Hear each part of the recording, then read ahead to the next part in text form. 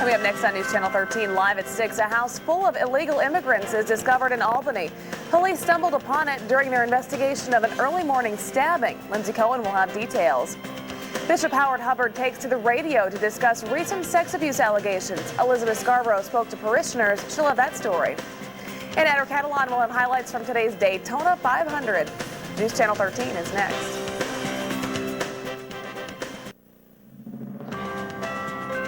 From WNYT, Albany, this is News Channel 13, live at 6.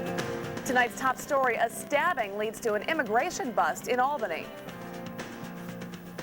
This is News Channel 13, live at 6.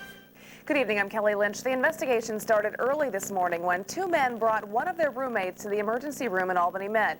The man had been stabbed more than 50 times. When police went to the man's home, they found almost 36 people living there, some illegally. Lindsay Cohen joined us live from Albany with more on this developing story. Lindsay. Well, Kelly, 57, that's the number of times police say a man was stabbed inside a home here on Morris Street, but police say there are also other issues at play that when they looked further, they found building code violations, criminal allegations, and also allegations of illegal immigration. Now, police say the man was discovered by two roommates at 248 Morris Street in Albany shortly before 6 a.m. today. He was found with almost 60 stab wounds, but doctors say they expect the man to survive. Now, when police went to check out the home, they found 35 people living there. Some were allegedly illegal immigrants. All of the residents worked at Capital Buffet on Wolf Road. Police say the restaurant owner also owned the home where his workers lived and had an agreement with them. Meanwhile, neighbors were shocked to hear the news today of the stabbing and that so many people were living together unnoticed. He brought these men in and had them work at his restaurant and then paid them partially also and allowed them to stay in this house. It is quite amazing that you'd have 35 people living in one location and nobody would call or notify anybody. As far as I know, I haven't heard of anything like that. And I haven't seen any, like, a bunch of people living in that place, so. Now, police are still trying to determine why exactly the man was stabbed. They do believe that one of the roommates is to blame. They are investigating at this hour, and the as-yet unnamed victim remains in critical condition tonight at Albany Medical Center. Kelly.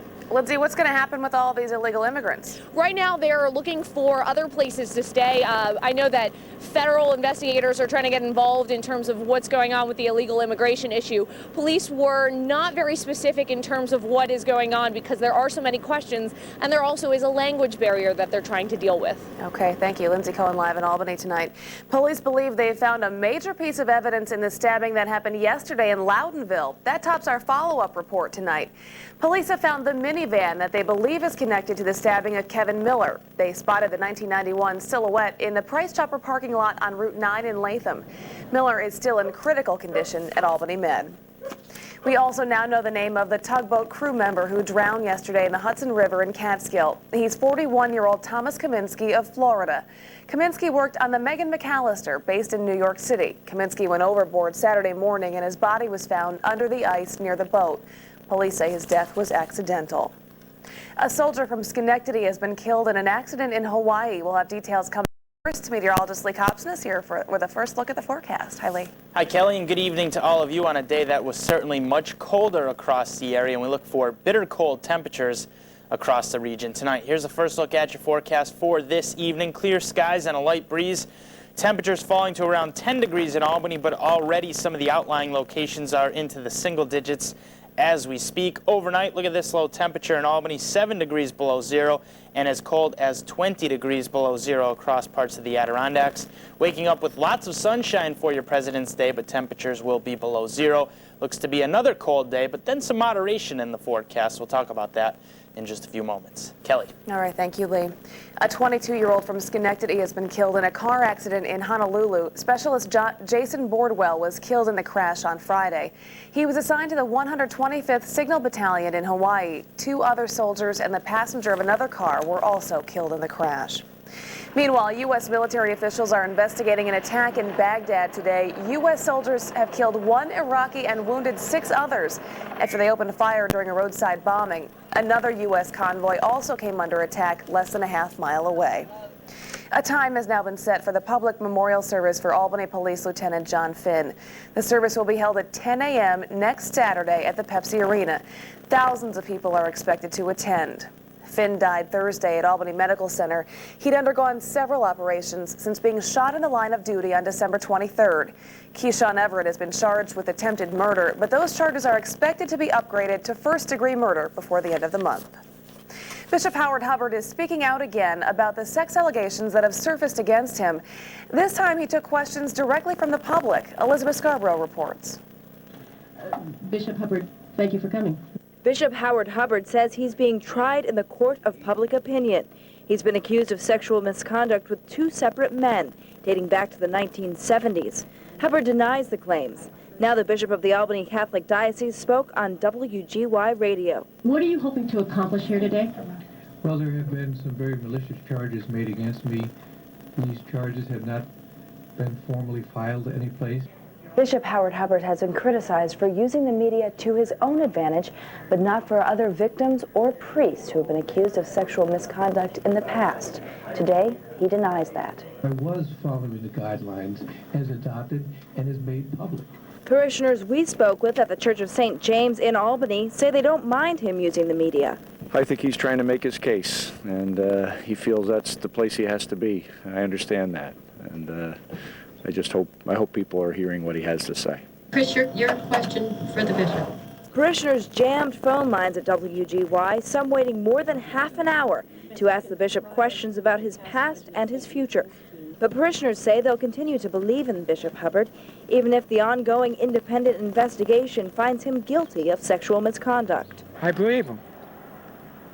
If I didn't believe in him, I wouldn't believe in the church. I wouldn't believe in the priests. In Albany, Elizabeth Scarborough, News Channel 13. The leader of a Massachusetts diocese is standing behind his former bishop who is accused of sex abuse. Thomas Dupre served as bishop of the Springfield diocese. He resigned last week after being accused of sexually abusing two boys back in the 1970s. Today, Dupre's replacement asked parishioners to support the former bishop, saying it's a sad chapter in the diocese, but not the whole book. Wedding bells are ringing for the fourth day in a row for same-sex couples in San Francisco. City Hall is normally closed on Sundays, but city leaders are going out of their way to provide the licenses despite state law that bans them. The decision has sent conservative groups scrambling for court intervention. But on Friday, a judge refused to stop them. The weddings are expected to continue through tomorrow. So far, nearly 1,000 weddings have been performed. New marriages, however, are declining here in the capital region. Government data shows the number of new marriages in 6 local counties has dropped by more than 8% between 1997 and 2002. Divorce rates also rose slightly. Democratic presidential candidates are preparing to square off tonight in Wisconsin, the site of Tuesday's primary. We'll have that story coming up in just 2 minutes. We'll also head to Florida, where President Bush is vying for support from racing fans. Details coming up at 6:11. Live, local, late breaking. With Kelly Lynch, meteorologist Lee Copson, and Andrew Catalon on sports. This is News Channel 13, live at 6. News Channel 13 is sponsored in part by Ed Ryan. For additional details on many of our stories, go to our website, WNYT.com, developed by Mercury Web Solutions, delivering business solutions that harness the power of web and information technology. Welcome back. Democratic presidential candidates are busy preparing for tonight's showdown in Wisconsin.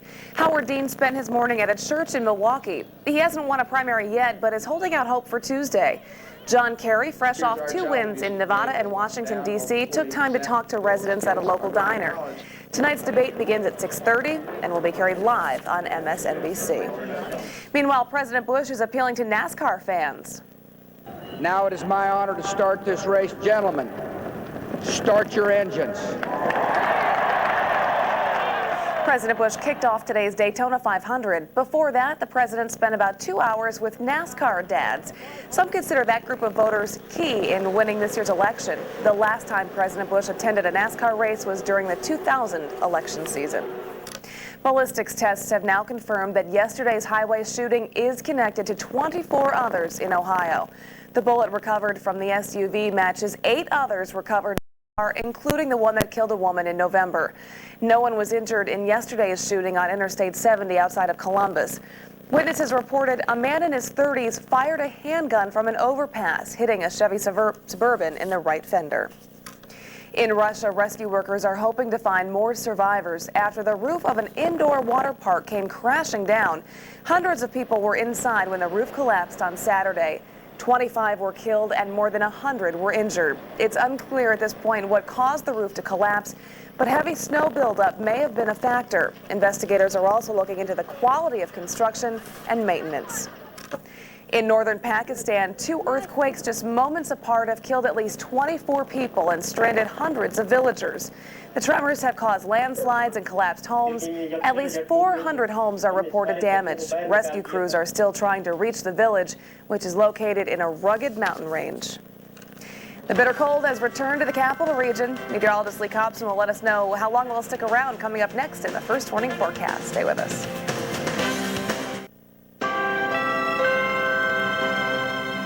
Welcome back to a powerful winter storm that's paralyzed parts of the Mediterranean coast. The storm brought heavy snows that closed roads, schools, and businesses in Lebanon. More than 400 stranded motorists were rescued. Near the Syrian border, a record 6.5 feet of snow was reported.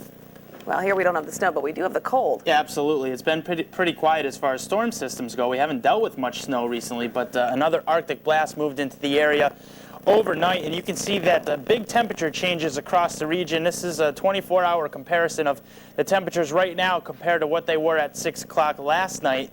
And we're 18 degrees colder right now in Albany, 30 degrees colder in Glens Falls. You can see that across much of the region, the entire Northeast, ranging from 15 to as much as 30 degrees colder. Glens Falls is actually the most significant change on the map here, 23 degrees colder in Rutland, Vermont, compared to this time last night. So big changes. Put a big asterisk next to this 30-degree high in Albany. That was at midnight, and then just 5 hours later at 7 o'clock in the morning, we were down to the low of 3 degrees. So you can see the work that Arctic front did, dropping the temperature 27 degrees in just 5 hours this morning. So the daytime high only in the middle teens across the area, that 30 a little misleading because, again, it occurred at midnight as that cold air was just starting to move into the area. 34 the average high, 16 the average low, 22 a real cold. The record low in 1943. Right now, clear skies this evening, 14 degrees in Albany. A light breeze right now out of the west at 7 miles per hour, and it's going to stay. Well, we'll have light winds out there this evening, but overnight winds will diminish, so at least that will be the good news. But with clear skies and little or no wind across the area, that sets the stage for what we call a great radiational cooling night, meaning any heat down here at the surface escapes the space, and temperatures are going to be well below zero as we head through the overnight hours. Pressure 30.35 rising. That means high pressures in control of our weather, and that means pretty quiet conditions coming up.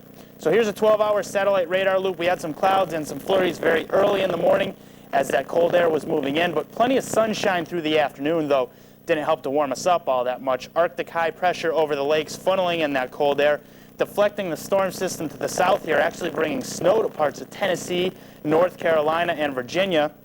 But this storm system is going to miss us because of this Arctic area of high pressure. As we check the forecast, we'll see that this high pressure area will slide right overhead tonight and tomorrow with some bitter cold nights coming up the next couple of nights. But the good news is it will help deflect this storm system out to sea, keep it south of our area, so we won't have to deal with any wintry weather Monday or Tuesday. However, another storm system developing in the southeast will become a close call on Wednesday. Right now, I think it will stay to the southeast of the area and also miss us out to sea. But by Wednesday, we'll have to watch another storm for a close call at least. Here's the forecast. If you're heading out this evening, bundle up. 8 degrees, temperatures falling into the single digits, and a little bit of a light breeze out there. But that wind will die out overnight, nearly calm winds. 10 to 20 degrees below zero across the Adirondacks, Glens Falls, 7 degrees below zero in town. President's Day will be a nice day, a very cold start, sunny in the afternoon, still rather cold, upper teens to around 20 degrees. Here's your extended forecast showing a moderation in temperatures into the 30s by the middle and end of the week with a few snow flurries on Thursday. All right. What are you going to do? Right. All right, thanks, Lee. Okay. Andrew's here with a jam-packed sportscast. A lot going on today, and of course, at the top, Alex Rodriguez. We talked about it yesterday, and it's almost done. Unbelievable. We will have all the details on the A-Rod trade, and as Kelly said, just a crazy sports Sunday. The Knicks also making a trade. Highlights from the Daytona 500, and Siena looking for revenge against Manhattan. The Jaspers blew them out at the Pepsi. We'll show you what happened today. Next on Big Board Sports. Defense inside. Good evening, everyone. The Red Sox couldn't pull it off, but the Yankees just did. Alex Rodriguez has been traded to the Yankees. The Players Association approved the deal. All that's left is for Commissioner Bud Selig to sign off on it. A-Rod will play third base for the Yanks. Alfonso Soriano and a player to be named later are headed to Texas. New York will have to assume about 110 of the $179 million left on A-Rod's contract. He should be introduced on Tuesday and will most likely hit third in the Yankees all-star lineup. This will go down as one of the most shocking trades in baseball history. Earlier today, President Bush, the former owner of the Rangers, shared his thoughts. Yeah, I was just as surprised as the Yankee fans and the Boston Red Sox fans when I opened up my paper today. It obviously is a big deal, and it looked like the deal's going to happen. At least the sports pages said they were close to concluding the deal. A-Rod's a great player, and the Yanks are going to be a heck of a team with him in the infield. President Bush in sunny Florida for the first race of the Nextel Cup season, the Daytona 500, right here on News Channel 13 this afternoon. 71 laps in, we've got trouble. This turns into a 12-car crash. Now watch Michael Waltrip on the grass in the 15 car. He flips over right there on the dirt. Some anxious moments at Daytona. It took several minutes to get him out of the car, although he appears to be okay. The same cannot be said for his car, however. 19 laps to go. Dale Earnhardt Jr. passes Tony Stewart. You see it right there. And Little E makes it stand up. Cruises to checkers at Daytona. His first win in 5 tries down there. Stewart second. Scott Wimmer third. As 6 years ago to the day, Dale Earnhardt won the Daytona, and now his son Junior follows in his footsteps. It's a hard race to win. You know, it's a season in itself. That entire race is just, there's so many things going on, so much running through your mind. Yeah, I've seen it. Been lost so many times by Dad over and over, and I was taught so many lessons by this place before I ever got behind the wheel, and God, I'm glad I ain't got to worry about it no more. All right, to basketball now. Siena playing its final road game of the season, and this one would not be easy. The Saints visiting league-leading Manhattan. The Jaspers won by 22 last month at the Pepsi. Early first half today, Tommy Mitchell lays it in. Siena down 6-4. Looking good, right? It's about as close as Siena got today. Luis Flores, likely the conference player of the year, lays this one in. Flores with 15 in the first half. Siena down 17 points at the break.